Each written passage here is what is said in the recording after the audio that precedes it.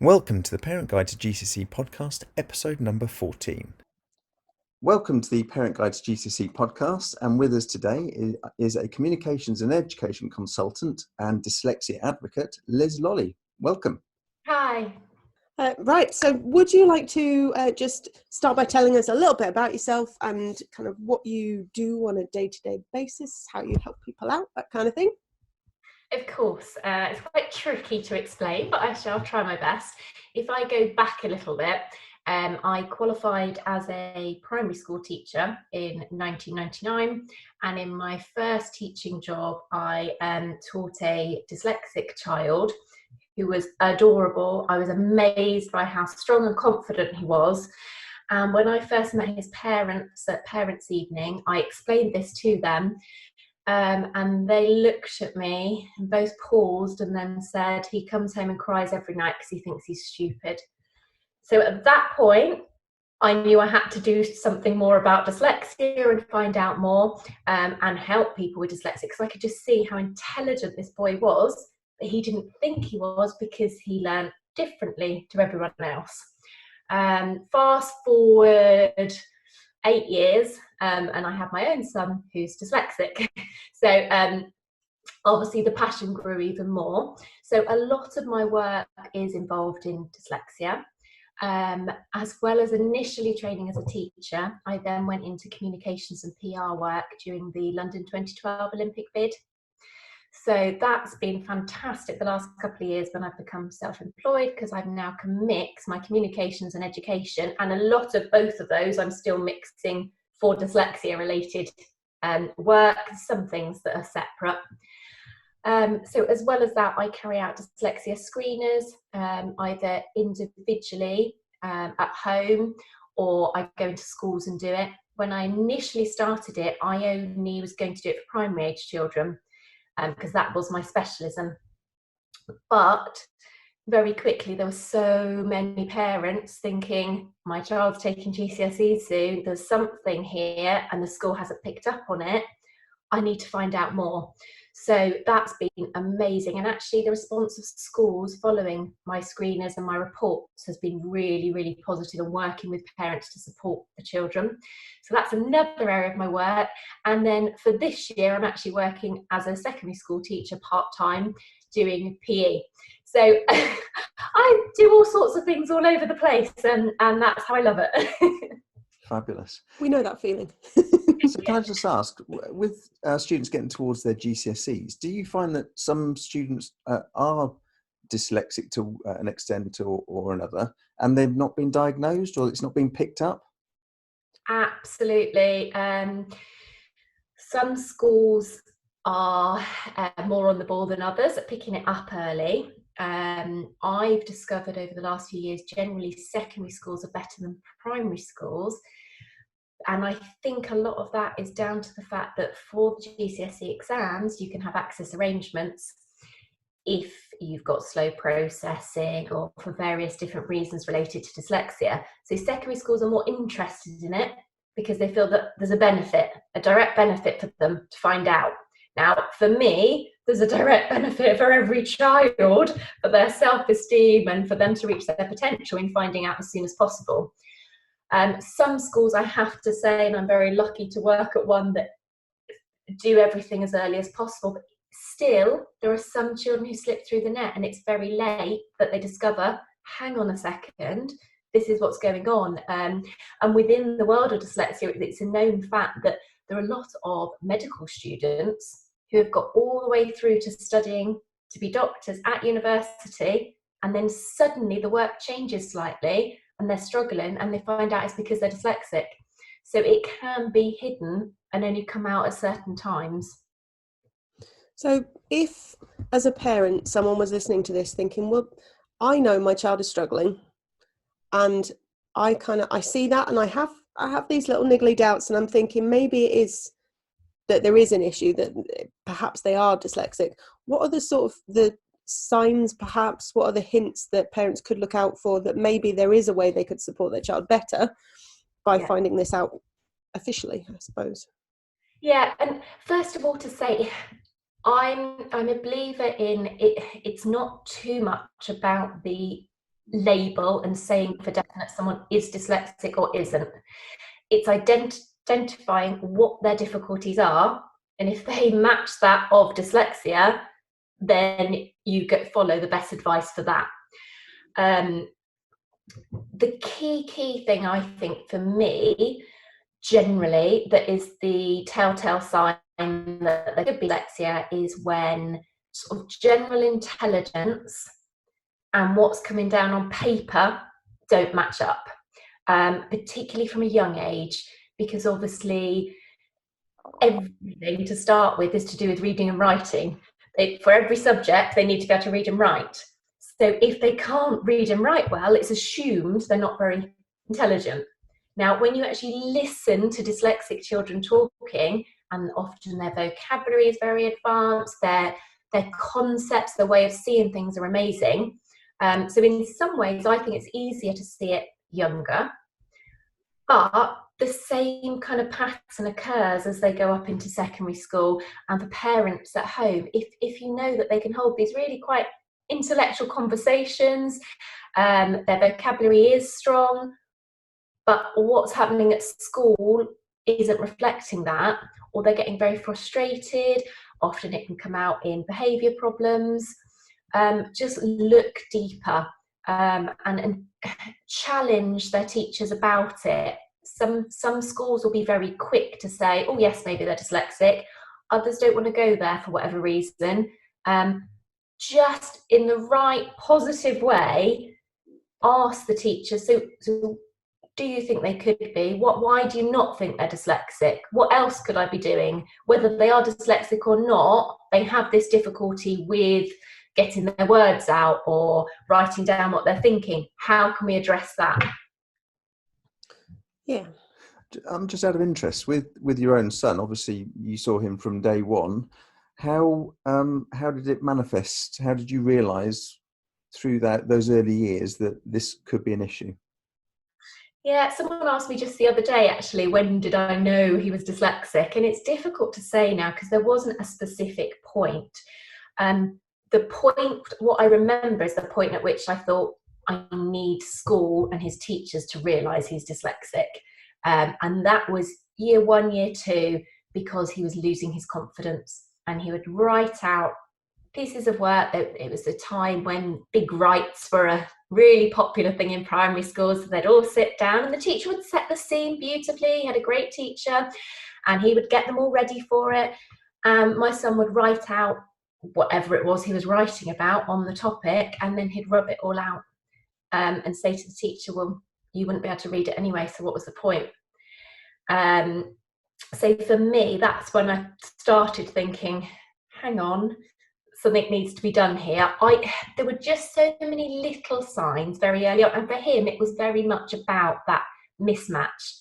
He always seemed a bright boy, but when it came to reading and writing, there was a big disparity. And then as he went into year 2, his maths was always very, very strong. He couldn't stay in the top group because he couldn't independently read the questions. So he was brought down a group. And I totally understand from a teacher perspective why that might have happened. It's not ideal. But for his confidence, that was really not good. So it was those things that made me react. The actual sort of working out he was dyslexic, just lots of little things. Plus, for us, it's very much in the family. My husband has never been officially diagnosed, but he's dyslexic. His brother has been officially diagnosed, his nephews, and then it's on my side of the family as well, with my brother and my mum, again, not officially diagnosed, but very much evident. Right. So, I mean, for parents who are listening to this and are thinking, gosh, you're describing my child right now, what can they do to I don't know, to help support their child? I suppose that initially it's about how do they get across to their child that it's not that you're stupid, it's that you think that little bit differently, and how getting past that confidence barrier, I suppose. Yeah. I think you completely hit the nail on the head then. It's about thinking differently and seeing that as a positive. Actually, if we all thought the same, we wouldn't get anywhere and there wouldn't be any new inventions. Thinking differently is amazing. And this last year, working in a secondary school, I have a terrible habit for as soon as I realise or think that a child might be dyslexic, I say, "Oh, you dyslexic?" As if like I'm saying, "Oh, were you on that TV programme the other day?" And they're like, "Yeah, miss, why?" I'm like, "It's amazing, I think you're brilliant." And they're like, "Oh, great, okay." But genuinely, I do believe it is amazing. Once you've got through certain barriers, where we're not very flexible, generally the education system, it's amazing to be dyslexic and have that brain. The amount of times over the years where we've been having conversations as a family and my son has come out with something completely different that has just blown our minds is incredible. And I would say a fantastic short animation for people to watch, which I have to say was aimed at primary children, but when it was released, it became popular with all ages. We had adults contacting us, saying how emotional they were and how it summed it up. Was the British Dyslexia Association launched an animation a couple of years ago called See Dyslexia Differently, and it is just so positive. Within it, you see cartoon characters of people like Richard Branson, Jamie Oliver. So you've got your role models, which again, I think that's a really good way for young people to see. And generally, a lot of the people who are well known who are dyslexic have made a go of it for themselves because they are naturally thinking different. They've got that entrepreneurial flair. A lot of actors, actresses, so they might not be great at sitting writing, but they can express themselves and they can take things in a different way. Having said that, there are authors who are dyslexic, so there are no limits, and I think that's the key thing to get across to children who may be dyslexic. I saw on one of your blogs the phrase delightfully dyslexic, and I love that. Yes, it was something I heard at a conference a few years ago, and actually I feel terrible because I can't remember the lady who actually said it, and she was really inspirational. She herself is dyslexic. She has got a very successful business. She ended up, I'm pretty sure she got a first from Oxford, and when she texted her dad to say, "See, Dad, I am a genius," her spelling was still quite dodgy, and she put, "See, Dad, I am a Guinness." I just loved the way she spoke about things, and I actually heard her talk at the same day as I found out that my son we live in a grammar school area, and initially he'd got the sort of yeses that yes, he's sort of passed his 11 plus, and then on the day that we found out for some reason no, he didn't get allocated a grammar school place, I heard her talk. And it was so powerful. And since then, yes, I often refer to my son as delightfully dyslexic. It just then gets tricky with my daughter as to what adjective to use to describe her. And I think she was a little bit offended recently when I referred to her as unique. I thought it was a endearing term, apparently not. Well, I like unique. Ours is definitely unique. We're both definitely unique. I like it. Absolutely, much better than normal. I would always hate to be described as normal. Yeah, that just sounds kind of boring to me, frankly. Okay, so let's perhaps focus for a minute on parents who know that their child is dyslexic. What can they be doing to support them? I mean, I'm particularly thinking teenagers who are preparing for exams. I mean, obviously not year 11 right now because we've just found out year 11 are not doing their exams. But so if you're listening to this in the future, this was the weird bit where everything went a little bit mental. But year 10 and year 9 who are, especially while they're learning from home for the next few months, what can parents do to support them in being able to do those academic things that they have to get through and do it in a way that, I don't know, makes them feel confident about then facing exams and things in the future? Yeah, there are lots of general ways, and I'll come on to some of those. I think a key thing is to remember, as with everyone, we are all different, and different things will work for us. Every dyslexic person has different strengths. There are some familiar traits, but everyone has their own way of excelling and the best way to learn. So I would say the key thing is try, and this is what I try to do in my dyslexia screeners, is find out where their strengths lie. Do they prefer to learn things through drawings?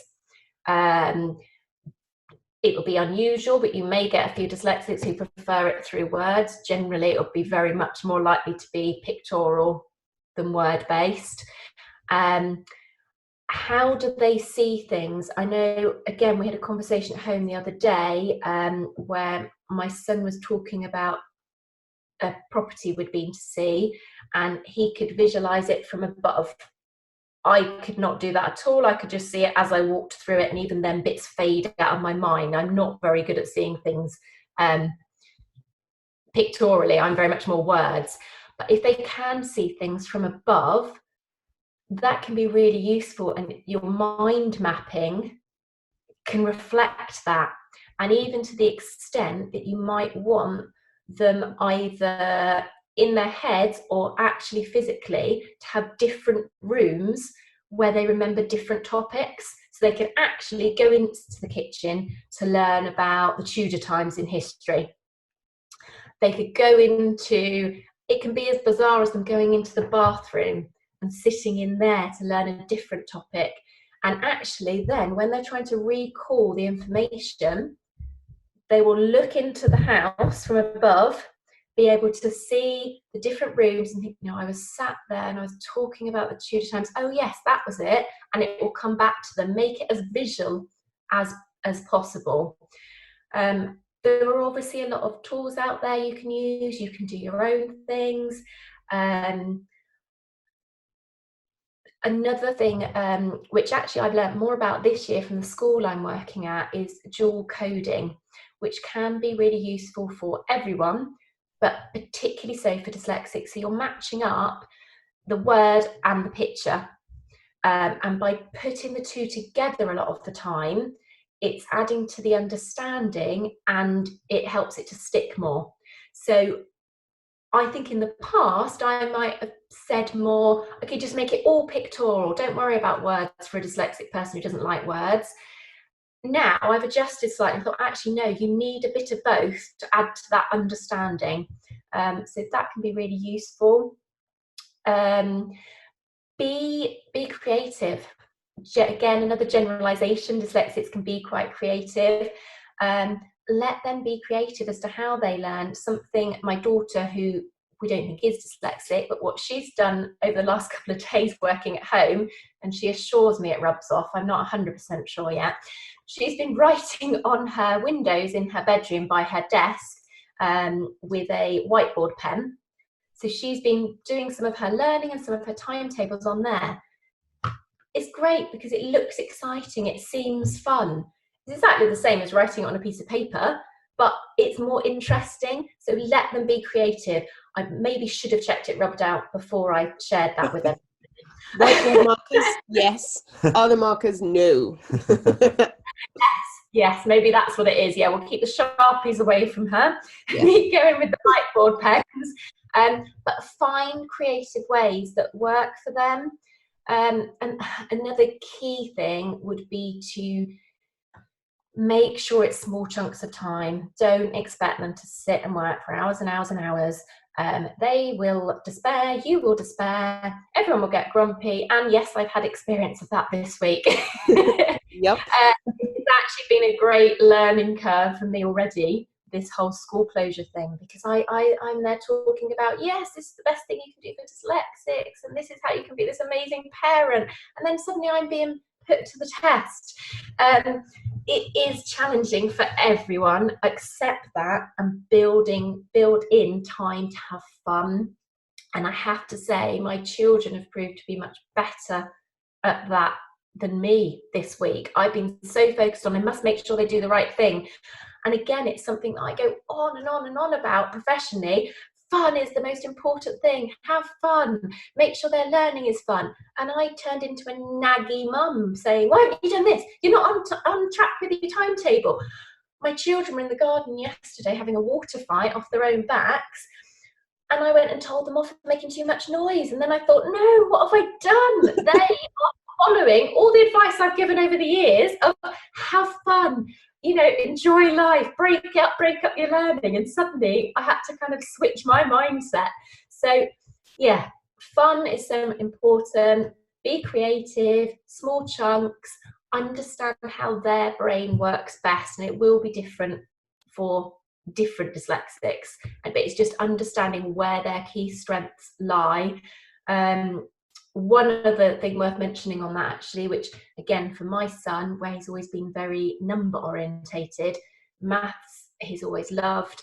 For example, one year for Mother's Day, my husband took the children to Next. They bought me some perfume.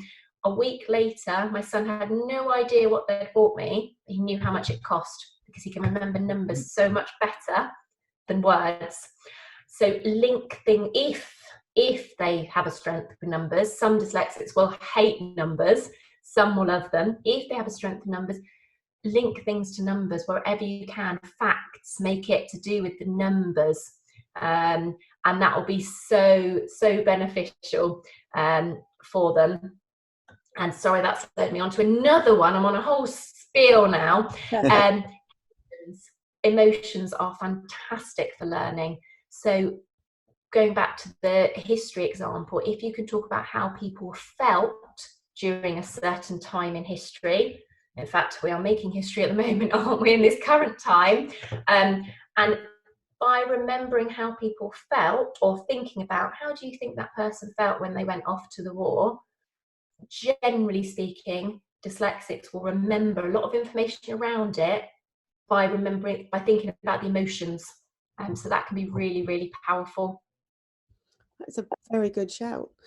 In terms of practical stuff, things like, so I was doing some work with Times Table Rockstars, and we were doing accessibility things, and we switched in the Lexi font, so you could add a font that was weighted more at the bottom. My daughter described it to me earlier, because we were telling her we were going to interview you and what we were interviewing you about. And she said, oh, so it's like they weight the bottom of the letters, so it's like a magnet holding it down onto the page. And I thought, wow, she's got this. She's got it sussed. Is that, you're nodding, so good, I've got it about right. Things like that, practical, so programs and things, because I've seen you advocate for a different TTRS, not Times Table Rockstars, but touch, type, read and spell, is that right?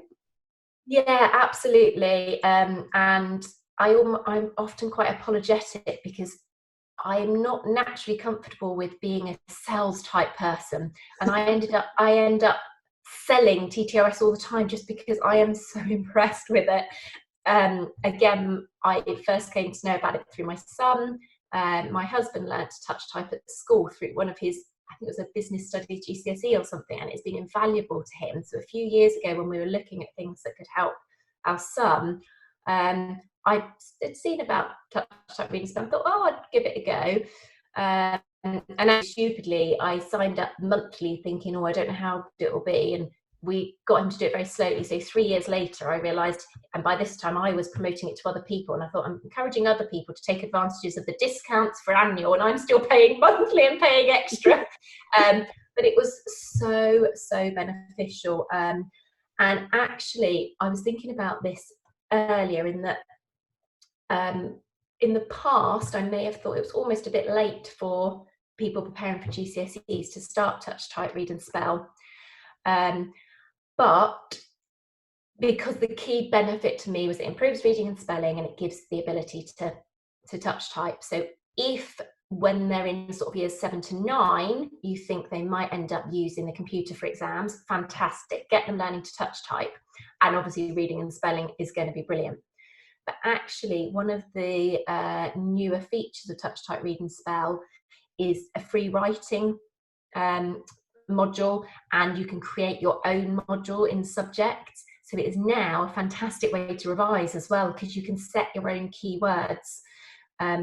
So rewinding a bit, for me, the big benefit of touch type read and spell for my son was that he didn't feel like he was doing more reading and writing, which is what everyone was trying to get him to do to improve, and he really didn't like doing. He didn't want to do anymore. He felt like he was learning to type, learning to use a computer. What kid doesn't want to be doing that? So there's very much almost a sort of subconscious thing going on that is so powerful, and I've heard very similar across many schools as well. It's a real relief for the child to be like, oh, here I go, it's my intervention time, I'm going to be doing more reading, more writing. Oh, I'm not, I'm on a computer. Wow, this is amazing. And actually, I spoke to a school in the last few months to carry out a case study, and this was a secondary age child who the child themselves said, oh, my spelling's improved. So almost they were quite a long way, and they were absolutely gobsmacked, and it was suddenly that realisation of like, oh, you have been helping me with my reading and spelling. But it's so powerful. So as I say, yeah, absolutely, I would recommend it.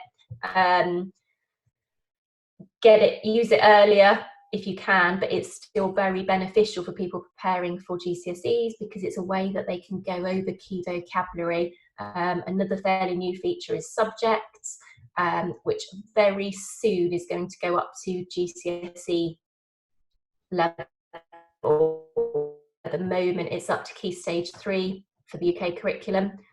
So it's brilliant just to reinforce those words that may be a bit tricky, and by them keep typing them, they get stuck in their minds. And when they see them at school, it makes more sense. Yeah. So yeah, I as much as I try to say I'm not a salesperson, I don't like selling, I seriously just rate touch type reading spells so highly because it's been so beneficial. And for me, the added part of it actually was when I then went on to work for the British Dyslexia Association. My son was still using it. I met the directors for touch type read and spell. It's a family business, and they are just the most charitable, lovely people ever. But that consolidated it, I think, for me, hence why now I do a lot of work for them. So yeah, it really is. And there's lots of things out there, and especially at the moment with the school closures, schools can get free subscriptions, parents can get discounts, and there's sponsorship available. So if a parent feels that they can't afford it, please just fill in the sponsorship form, and the chances are DTRS will subsidise it for you because they don't want anyone to miss out. Fabulous. Yeah. Can I just ask, I mean, reading at school for every child is really important. Is it more so important for dyslexic children to push their skills along? Yes and no. They need that skill, absolutely. But actually, if they're not ready, so thinking of the earlier years, if they're not ready, then no is the worst possible thing to keep pushing reading, because they just feel like a failure every day. They need to be exposed to words, but they need to be achieving. And that goes right the way through and up to the revising for GCSEs. Make sure your child is achieving every day. So don't get them to sit through papers and papers that they're not achieving on. Yes, get them to do past papers, they need to do that, but make sure every day they're doing something that is achievable and that they are excelling at. So with the reading, it's a very difficult balance. And then once they get onto secondary level, generally children have mastered reading to a certain level. Actually find other ways, alternatives to reading. There are lots of Microsoft tools in particular are fantastic for having just features as part of the pack now where it will read it out loud to you. Some love that, some don't. I tried to get my son to do it the other day because he was faced by a lot of writing and looked a bit daunted. So I was like, look, I'll show you this great technique. And I copied all the work and pasted it into a Word document, and he listened to it all. I said, right, now you know what to do. You could use that again. Yeah, thanks, but I don't think I'll do it again. Whereas I've seen other children who've said, that's brilliant. Yes, that really helps me. It's down to them and how they feel. But definitely don't push reading. Yeah, so I guess, I mean, in terms of the reading skill itself, it's when they're ready. If you want to help them build their vocabulary and things in general, then I guess that's going to be more of an audio format. I mean, Audible are making lots of books available at the moment for free for children, which is amazing. So something along those lines, if you can get them, I suppose, interested in stories and listening to things to develop the vocabulary instead of pushing, no, we need to be reading now. Is that a good approach? Is that something that would be useful? 100%, and that's something I regularly recommend, and we use a lot with my son, because especially as often these dyslexic children are quite intelligent children, you don't want them to be missing out on the vocabulary and the sort of techniques for writing that they get from reading, but they can get that from listening to the story. So absolutely, the David Walliams books and things like that are amazing for children to grasp different concepts of story writing that they will later on using, that they later on use, without them having to slog through a book. Yes, they do need to do some reading, but find something that interests them. So actually for our son, he learnt to read better through Match Attack's football cards than he did through any book, because that interested him, and he could read these complicated footballers' names absolutely fine.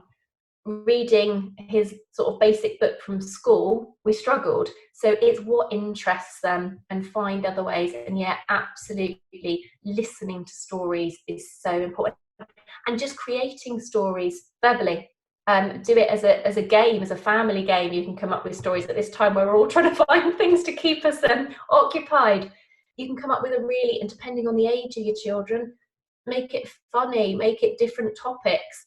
But you can read and write without physically reading and writing, if that makes sense. Yeah, definitely. I think that's fab advice, because I know lots of us are busy scrambling for what on earth do we get our children to be doing that's productive at this time. I don't know why we seem so fixated on being productive, because they're kids. And nobody else has been productive at the moment. Nobody else has been. But we're terrible. Normally, we work from home and we're normally brilliant. We're normally on the ball. We get lots done. But because everything's just that little bit different, we're finding that we're getting very easily distracted and spending a lot more time just hanging out as a family, which is totally fine. But yes, I'm very aware that there's a very long to-do list waiting for me, and it's getting longer by the day. So yeah, absolutely, that's the key thing, is to have that breakout time, and I think that goes for revision as well. Don't ever feel like you're wasting time if you're just playing a game or just having a chat with your child about something nothing to do with revision. Actually, that will be so beneficial. And yeah, absolutely, at the moment when we're all trying to adjust to a different way of life, nothing is wasted time if you're together, and it's re-energizing. So absolutely. Yeah, and you can do more in a short, focused burst of work anyway. Than I think I gave the analogy yesterday that it's like cleaning your house. It can expand to take up your entire day trying to get the house clean. But if the mother-in-law phones and says she's just going to pop over, you will get that done in like 20 minutes, the exact same amount of work. So it's about the quality rather than the quantity of what you're doing. So there's loads of time there. Yeah, and I think that's another thing that's great to take back, actually, to revising, and particularly with, well, probably any teenager, or most teenagers, particularly dyslexics, that there can be a lot of procrastination, as there can be for us as adults. But then they can spend a whole day thinking, all I've done today is worked. It's like, actually, no, you worked for half an hour, but you found ways to try and not do it all the rest of the time. Whereas actually, if you can try and get them into that mindset from an early age, that, come on, let's sit down, let's focus, let's do it, then let's do something else, and actually get good quality work, as you say, rather than quantity, is such a good skill to learn. Yeah, definitely. Can I just ask a question about behaviour and dyslexia? Because a lot of teachers will often suggest that the child is just naughty and don't want to learn, disrupting the class. And quite often it comes back to the fact that actually further down the line they're diagnosed as being dyslexic. Is that something that you see regularly, where they don't engage because they're not understanding all of the content? Yeah, Absolutely, and it absolutely breaks my heart. And I have to say, I kind of, every time I have a child in a class who isn't behaving quite as I would expect, I'm there racking my brain thinking, okay, what's the reason, what's wrong?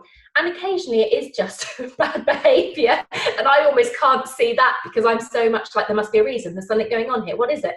But yeah, and I think if there are various tools that I've used to demonstrate how frustrating it is for a dyslexic in the past when I've done staff training. And if you think how frustrating it is, I'm trying to think of one good example of a task that I've done to try and demonstrate it. So you have up on the board, you have this really high-tech technical language piece of writing, and you ask people to copy it out. At the same time, you keep asking them questions and you keep talking to them. And it gets so, you can even do it, you make them write with their left hand as well, or their opposite hand to what they usually use. And I've seen a group of people do this and get really cross and really frustrated and start acting up and show bad behaviour. And that was the group of teachers and TAs. Imagine how that dyslexic child feels. You're telling them to maybe get on with this writing at the same time you're asking them questions, at the same time you're saying, why aren't you doing this? Oh, have you remembered to do your homework? They can't do it, it's overpowering. And the natural reaction is to go into panic mode.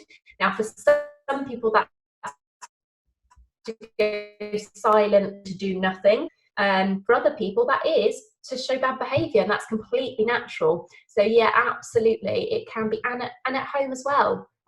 Some children will behave very well at school, even if they're really frustrated, because they've been conditioned to know that when I'm at school, I've got to behave myself. But they come home and that frustration's got to come out somewhere. So don't, as soon as they walk in the door, say, right, okay, what work are you doing? Get on with it now. Let them go and do something that they excel at. Let them go and play football or whatever it is that makes them feel good and they know that they're good at.